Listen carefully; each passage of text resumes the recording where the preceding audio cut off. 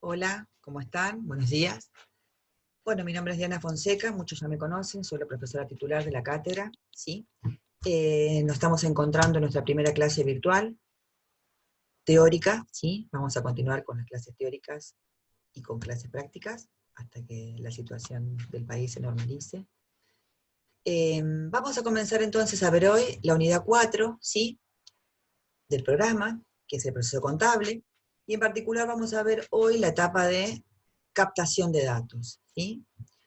Entonces decimos que el proceso contable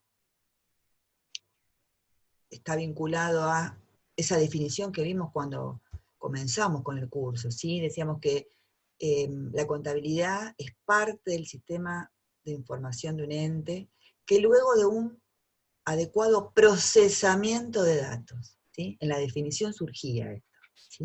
Vamos entonces a ver qué es este procesamiento de datos, cómo se lleva a cabo, ¿sí? Se lleva a cabo mediante distintas acciones o etapas o tareas, como la quieran llamar. Entonces hablamos de la etapa primera, que es la etapa de captación de datos o revelación, ¿sí? Es la primera etapa, donde vamos a captar ese dato que obviamente va a ser procesable en la medida que esté medido en moneda de curso legal, si no, no va a entrar al sistema de información contable para ser procesado en las siguientes etapas, ¿sí? Después sigue la etapa de clasificación u ordenamiento de los datos. Acá es donde vamos a darle nombre con un lenguaje contable específico, ¿sí? A esos elementos o a esos datos que surjan del proceso de captación de datos, la etapa de captación de datos. Luego esos datos los vamos a anotar, ¿sí? De determinada manera, en determinados registros y libros contables de acuerdo a la normativa legal y contable vigente, que obviamente dice acá previa medición. Si los datos no están medidos en moneda de curso legal, no vamos a ni empezar con el proceso contable, ¿sí? Para luego presentarlos mediante informes contables, ¿sí? O también esta etapa se llama exposición de la información. Ya habíamos mencionado que había informes contables que quedaban dentro del ente y que podían tener el contenido y forma que el ente necesita, y otros informes contables que tenían un contenido y una forma específica que se llaman estados contables, que esos son el producto final de este proceso contable, ¿sí? Bien. Otra forma de ver el proceso contable es la siguiente, ¿sí? Más dinámica, más en forma de sistema, ¿sí? Y hablamos de las acciones y de las herramientas para llevar a cabo esas acciones. Entonces decimos, la primera acción es captar los datos brutos, ¿sí? La etapa de captación o revelación también se llama. Después hablamos de la acción de clasificar esos datos, registrarlos, anotarlos de determinada manera en determinados libros, ¿sí? Almacenar esa información y obviamente medirlos, ¿sí? Medirlos del momento en que nace el dato, y también muchas veces necesitamos hacer mediciones periódicas al cierre de cada ejercicio. Luego sigue entonces como última acción la presentación de la información contable procesada, pero antes debemos controlar la registración, ¿sí? La salida de esta información útil. Ahora, ¿mediante qué herramienta se lleva a cabo cada acción? Bueno, la acción de captar los datos del contexto, por operaciones con terceros, por hechos internos del ente, ¿sí? Se lleva a cabo mediante una herramienta que se denomina comprobante. La acción de clasificar, registrar, almacenar, ¿sí? Se lleva a cabo mediante los libros o registros contables. Y la información contable procesada, que previamente fue controlada, se lleva a cabo mediante la herramienta informes contables, de determinado tipo. Bien. Decimos entonces, para puntualizarnos en la primera etapa, en esta primera clase, que la captación de datos o revelación implica la evidencia de hechos económicos o situaciones que producen cambios o pueden llegar a producir cambios en el patrimonio, ¿sí? Que luego pasarán a la etapa de registración. Lo dije recién esto, ¿cómo pueden surgir estos datos que le importan al patrimonio? Por operaciones con terceros, compras, pagos, ventas, cobros, por hechos internos, como el devengamiento de los sueldos, el devengamiento de los servicios continuos, ¿sí? O por hechos del contexto, por ejemplo, el aumento del tipo de cambio de la moneda extranjera. Veamos entonces cómo se originan los datos, dónde se originan los datos que capta el sistema de información contable, que comienzan con el proceso contable. Se pueden originar fuera del ente, proveniendo del contexto, por ejemplo, información oficial sobre el tipo de cambio de la moneda extranjera. O pueden originarse fuera del ente, pero provenir por transacciones con terceros. Por ejemplo, una compra se originó fuera del ente. La transacción fue con el tercero, con el proveedor a quien le compramos, ¿sí? O pueden estar originados dentro del ente. Dentro del ente, por hechos del ente. Por ejemplo, volcar en algún formulario, en alguna documentación,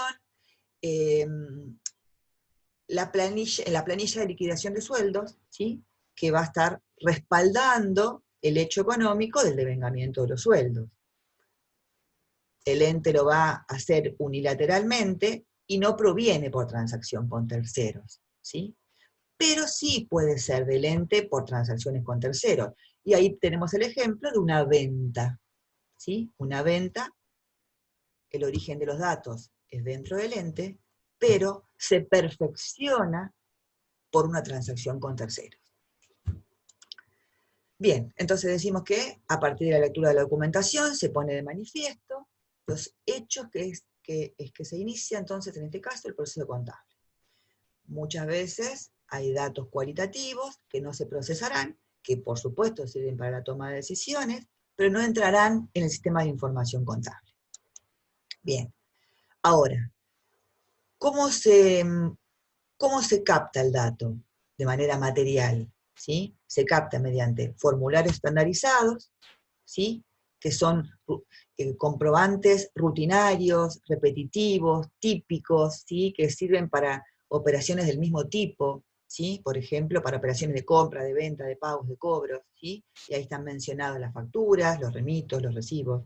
O hay operaciones o hechos que requieren de información específica y particular de las partes. Entonces hablamos de formularios no estandarizados, ¿sí? Como por ejemplo las actas de reuniones de socios que tratan un determinado tema en determinado momento con determinados integrantes, que no va a ser igual a todas las actas de reuniones de socios que existan, o un contrato de alquiler, por ejemplo.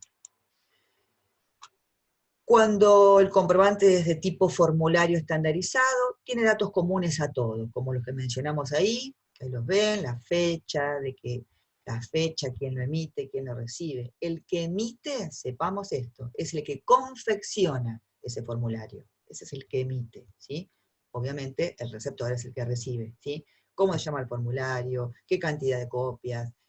¿Cuál es el monto, el número y el importe que vamos a comunicar? Bien. Entonces, en el caso de que no sea formulario, porque el hecho no es rutinario, ¿sí? Tenemos como ejemplo un boleto de compra-venta de un inmueble, una escritura traslativa de dominio, un contrato de locación de bienes muebles o inmuebles, ¿sí? En esos casos no es rutinario. Vamos a clasificar la documentación de distintos puntos de vista. Esto es muy simple, este tema considero que es muy simple, que requiere estudio de parte de ustedes, pero nada complicado de explicar, ¿sí? Por eso no nos vamos a detener mucho, porque es presentarlo el tema, y me voy a detener en lo que me parece que sí tengo que explicarles. Pero es un tema que simplemente ustedes lo pueden ver solos, y con la práctica, por supuesto, lo van a afianzar. Decimos entonces que podemos clasificar la documentación según de dónde proviene. La documentación interna, ¿sí? Que es emitida por el ente, y la documentación externa, que es emitida por terceros.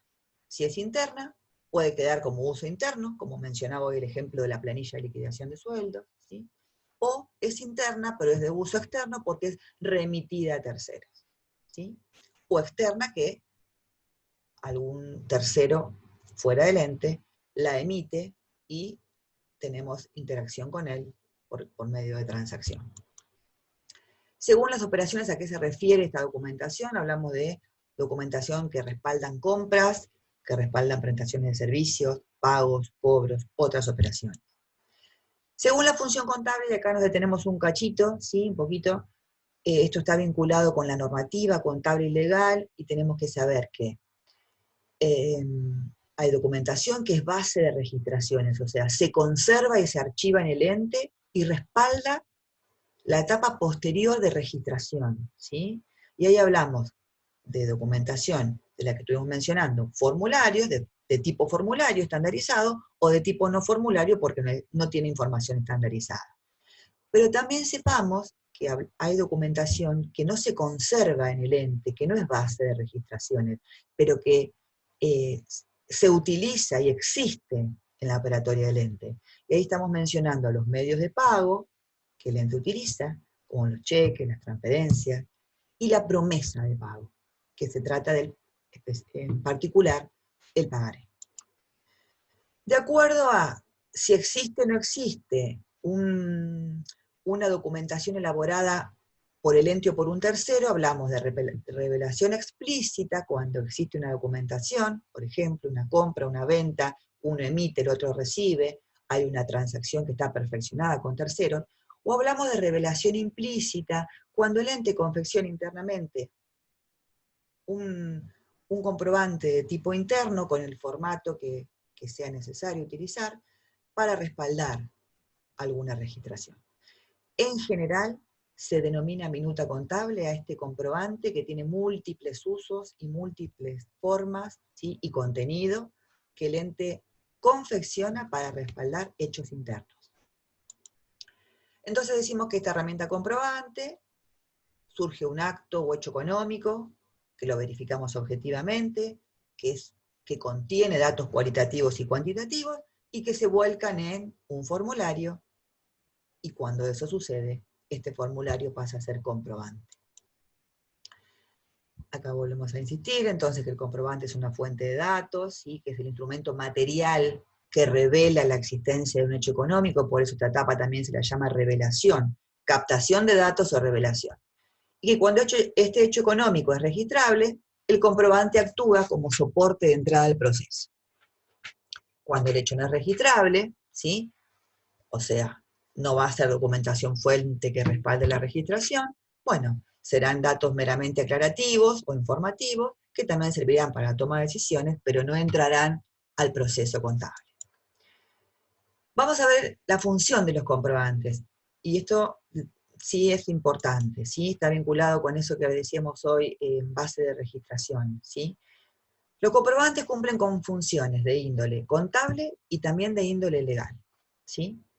Con respecto a la función contable, decimos que comunican información procesable o no procesable, o sea, van a ser registrables o no registrables, de manera uniforme y estandarizada. Esta información luego va a ser registrada. Entonces, ¿cuál es la función contable de los comprobantes? Respaldan, ¿sí?, por eso se le dice también documentación respaldatoria, respaldan las registraciones efectuadas en los libros y registros contables, y por ende, consecuentemente, la información contenida en los estados contables, ¿sí? Con respecto a la función legal, acá, esto proviene del Código Civil y Comercial de la Nación, hasta mencionado un artículo, ¿sí? Entonces, vean cómo la normativa legal hace referencia a estas obligaciones que los entes deben cumplir respecto a los comprobantes. Dice, los asientos deben respaldarse con la documentación respectiva, todo lo cual debe archivarse en forma metódica y que permita su localización y consulta. Algunos ejemplos de comprobantes. Y acá entonces los presentamos a los más comunes, los más típicos. El remito, como su nombre lo indica, remito, de remití, envié, y alguien recibió de conformidad. Este remito es un comprobante muy utilizado, ¿sí?, en la entrega de bienes, también en la prestación de servicios, donde la parte que recibe firma de conformidad. La particularidad de este comprobante es que no está valorizado, y al no estar valorizado en moneda de curso legal, no va a respaldar, ¿sí?, las operaciones contenidas en los registros. La factura sí. La factura entonces es el documento en el cual un sujeto le informa a otro el monto que adeuda por un servicio prestado o por la venta de bienes, ¿sí? tiene el detalle, con todos los datos que vimos en formularios, nombre, número, importe en letras, importe en números, detalle de la provisión realizada, ¿sí? Detalle del servicio, ¿sí? Sepamos que la normativa, digamos, que emana de la Administración Federal de Ingresos Públicos, la AFIP, quien decide cómo deben emitirse y conservarse los comprobantes rutinarios, ¿sí? Entonces ahí la AFIP determina, según el sujeto que emite y el sujeto que recibe, qué clase de comprobante se debe emitir. Estoy hablando en particular de los comprobantes rutinarios, como el remito, como la factura, ¿sí? Mínimamente, de cada comprobante se emiten 2 ejemplares. El original, que queda en poder del cliente, de quien recibe, y el duplicado lo conserva quien lo emite, quien lo confecciona. Todos los comprobantes estandarizados, el que lo confecciona, conserva duplicado y entrega el original, ¿sí? Entonces, la factura respalda las operaciones de compra y ventas de bienes o prestaciones de servicio. Nota de débito comercial. La nota de débito comercial es un comprobante que no tiene como vida propia, por decirlo de alguna manera, sino que es un comprobante que modifica, corrige una operación ya preexistente, ¿sí? En la nota de débito, un ente o un sujeto le informa a otro que la deuda que tenía se incrementó, aumentó, ¿sí? Puede confeccionarse, como por ejemplo, consecuencia de errores en el defecto de confección de una factura previa, o por intereses generados por mora. Por ejemplo, si el ente emite una factura y el importe que coloca es 10 unidades, 100 pesos, total 100, hubo un error en la confección de la factura, esto lo puede salvar emitiendo una nota de débito, corrigiendo el error de esta factura hecha en defecto. Esa es una de las funciones. Nota de crédito comercial, inversamente tenemos que pensarla, ¿sí? La nota de crédito comercial también corrige, ajusta alguna operación ya preexistente, pero acá el sujeto que la confecciona, que la emite, le informa al otro que la deuda disminuyó. Es común la emisión de notas de crédito cuando los clientes devuelven, ¿sí?, bienes que compraron, por el motivo que sea, ¿sí?, o porque el error de la factura fue, en este caso, el error de la factura fue en exceso, mediante la nota de crédito disminuye esa deuda por la factura emitida en exceso. Orden de pago. La orden de pago es un comprobante que se emite dentro del ente, ¿sí?, pero no respalda. El ente lo confecciona internamente, inicia la secuencia de pago, pero no respalda la operación de pago, ¿sí? Se da en entes de mediana envergadura, en entes pequeños, muchas veces no se utiliza la orden de pago. El recibo sí, el recibo se emite y tiene las características respecto a la obligatoriedad en cuanto a la normativa vigente por la AFIP, también se emite en original y duplicado, ¿sí? En este caso, un sujeto le informa a otro que recibió, por eso su nombre, ¿sí?, recibe el pago de un crédito, ¿sí? Dice acá, si el prestador de la provisión o servicio opera solo de contado y en entrega inmediata, emite ticket, lo que equivale a la factura y el recibo, ¿sí?, mediante lo que se llama hoy el controlador fiscal. O sea, cuando estamos comprando nosotros como consumidores finales, no recibimos una factura por la compra y un recibo por el pago, sino que esto se ve simplificado mediante un ticket, ¿sí?, emitido por un controlador fiscal que debe estar aprobado por las normas de la AFIP. Decimos entonces que el recibo es la constancia escrita en la que el firmante declara haber recibido el importe o el objeto que se detalla por cualquier concepto, ¿sí?, y es el documento por el que se perfecciona, el pago, ¿sí?, pues está emitido por quien lo recibe. Bien, ahora entonces pasamos ya a los medios de pago y a la documentación relacionada con operaciones bancarias, ¿sí? Las voy a presentar, no nos vamos a detener porque son de lectura muy simple, y aparte vamos a mencionar cuál es la característica de esta promesa de pago, ¿sí? Bien, ¿cuáles serían los medios de pago? Efectivo, dentro de las posibilidades de las normas bancarias argentinas, que se puede pagar y que no se puede pagar con efectivo, montos, ¿sí? Los cheques, ya sea un cheque de pago común o de pago diferido, y otros medios de pago como son transferencias bancarias electrónicas, tarjetas de débito y tarjetas de crédito. Bien. Decimos que el cheque entonces es una orden de pago. Así dice, esto es letra del Código Civil y Comercial de la Nación. Una orden de pago lisa y llana, donde la librarla es confeccionarla. Un ente que posee dinero depositado en una cuenta corriente bancaria, ¿sí? Lo libra contra el banco en el cual se encuentra el dinero y se lo entrega a un beneficiario que lo puede cobra ese monto indicado.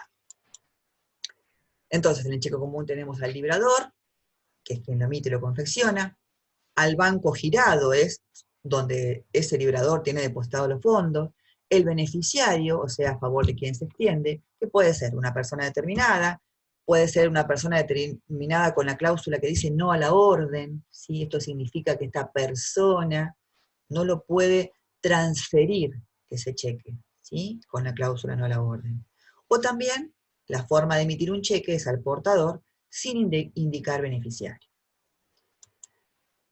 El cheque está extendido a favor de una persona determinada, esa persona lo puede transmitir mediante endoso. ¿Qué significa esto? Significa en el reverso del cheque poner la firma, el nombre y el apellido, y el DNI y el domicilio, para de esa manera a quien se lo entrego, ¿sí? Le estoy transfiriendo el derecho a cobrar ese cheque. Si el cheque, dije recién, tiene la cláusula no a la orden, no puede transmitirse por endoso, solamente entregárselo al banco. El cheque al portador no tiene beneficiario, no está dirigido a nombre de nadie, ¿sí? Se transmite mediante la simple entrega. La fecha de emisión que se confecciona el cheque debe ser anterior al día de su cobro, al menos un día anterior al día de su cobro de depósito, y el plazo que tiene el beneficiario para ir a cobrarlo es de 30 días desde la fecha de emisión, ¿sí? Si no, el cheque se vence. ¿Qué es un cheque cruzado? Es un cheque que tiene dos líneas oblicuas paralelas en el extremo superior izquierdo, ¿sí? Que esto significa que este cheque no se puede cobrar en ventanilla, solamente se puede depositar en una cuenta bancaria. ¿Qué es un cheque de pago diferido? Un cheque de pago diferido no es de cobro inmediato, ¿sí? No puede ser efectivizado de manera inmediata, ¿sí? Los fondos van a estar disponibles en el banco en la fecha que está indicada en la presentación, ¿sí? Puede emitirse en una fecha y la fecha de pago ser posterior. La fecha diferida no puede exceder los 360 días de la fecha de emisión. Ahora, ahí presentamos todas las formas de emitir un cheque. El tema es qué está permitido, ¿sí?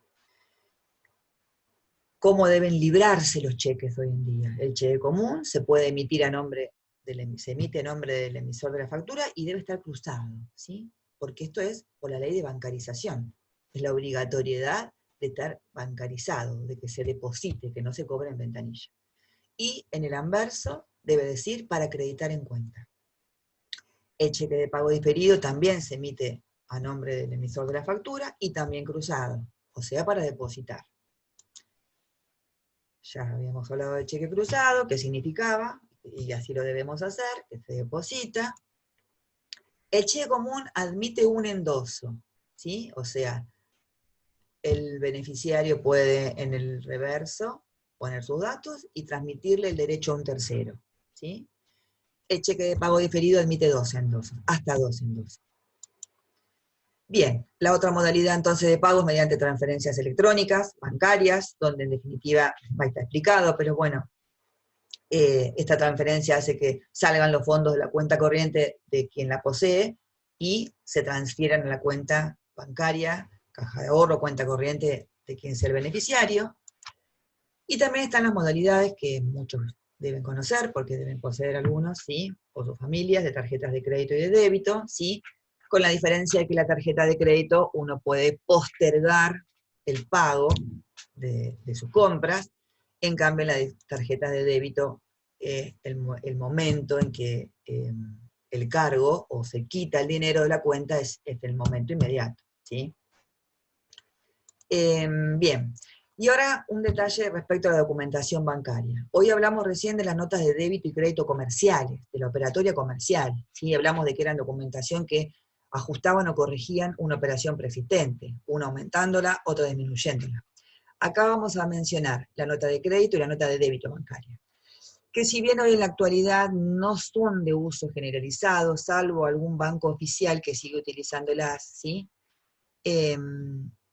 Sepamos a qué nos referimos, y vamos a hablar del resumen y extracto bancario. Entonces decimos que la nota de crédito bancaria es un elemento formulario que el banco me provee, ¿sí? Para que el ente lo complete y lo acompañe con el depósito del dinero en efectivo o de los cheques recibidos de terceros. Por eso también se lo llama con boleta de depósito, ¿sí? O sea, nos provee el banco este formulario. Pero, ante la operatoria bancaria, digamos que ahora está de manera electrónica, ¿sí? Se reemplazaría este formulario que me provee el banco por un ticket que entrega el banco, ya sea el señor, el cajero de ventanilla o el cajero electrónico, donde lo entrega en el momento en que estamos depositando o haciendo una operación. También tiene otra función, ¿sí? Que es cuando el banco me quiere informar, le quiere informar al ente, que el importe depositado en su cuenta aumentó.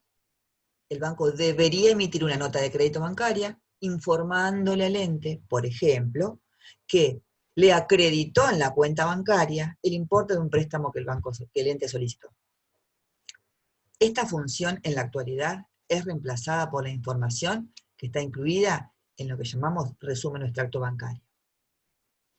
Respecto a la nota de débito, también es un comprobante que emite el banco sobre una cuenta corriente o una caja de ahorro, y inversamente con la nota de crédito, mediante la nota de débito, el banco informa que el monto depositado en esa cuenta disminuyó.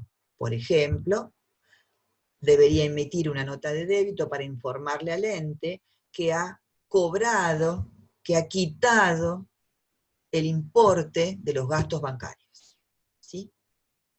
Al igual que con la función de la nota de crédito emitida por el banco, en la actualidad esta información es reemplazada por la información incluida en el resumen bancario. No está siendo utilizada. En algún banco oficial sigue siendo utilizada, en general no. Entonces, ¿qué decimos del resumen bancario? Que tiene la información tanto de las notas de débito como las notas de crédito que no se efectúan, ¿sí? Y en este resumen bancario, que es un excelente elemento de control para el ente, ¿sí? Van a estar el detalle de los movimientos, de aumentos y disminuciones que el banco le informa al ente que ha realizado.